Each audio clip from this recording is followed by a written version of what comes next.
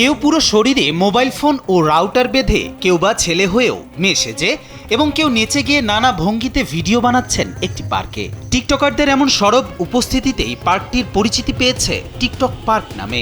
সকাল থেকে সন্ধ্যা পার্ক জুড়ে হাজারো টিকটকারের ভিড়। মনে হচ্ছে যেন টিকটকারদের দখলে গাজীপুরের এই বিনোদন কেন্দ্রটি। গাজীপুরের বিনোদন কেন্দ্র এলাকাবাসীর কাছে এখন পরিচিতি পেয়েছে টিকটক পার্ক হিসেবে।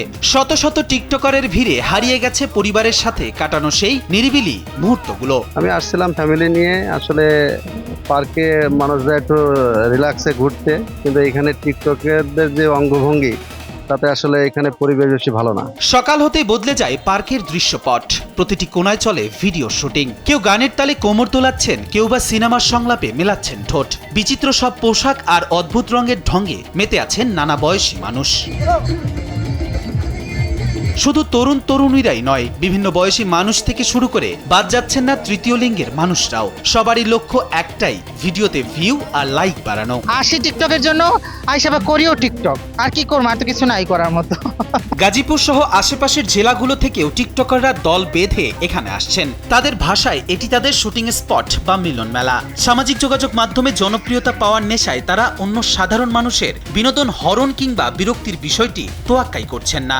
অনেক সময় অপ্রীতিকর অঙ্গভঙ্গি ও শব্দ ব্যবহারের ফলে বিব্রতকর পরিস্থিতিতে পড়তে হচ্ছে নারী ও শিশুদের। আসার উদ্দেশ্য হচ্ছে আমরা টিকটক ভিডিও বানাই, সবাই একটু আনন্দ উচ্ছ্বাস করি, এর জন্যই ভালো লাগে। সবার সাথে দেখা হয়, অনেকগুলো সেলিব্রিটি আছে, এর জন্যই আমরাও আসি সবার সাথে বিনোদন করার জন্য, দেখা করার জন্য। টিকটকারদের এই অতি উৎসাহী কর্মকাণ্ড নিয়ন্ত্রণে কোনো সুষ্ঠু নীতিমালা না থাকায় সাধারণ বিনোদন প্রেমীরা বিমুখ হচ্ছেন। পার্কে স্বাভাবিক পরিবেশ ফিরিয়ে আনতে ও দর্শনার্থীদের নিরাপত্তা নিশ্চিত করতে প্রশাসনের হস্তক্ষেপ কামনা করছেন সচেতন নাগরিক। আমরা চাই যে সুন্দর পরিবেশ, যেখানে ফ্যামিলি নিয়ে ঘুরতে ফিরতে একটু ভালো লাগবে।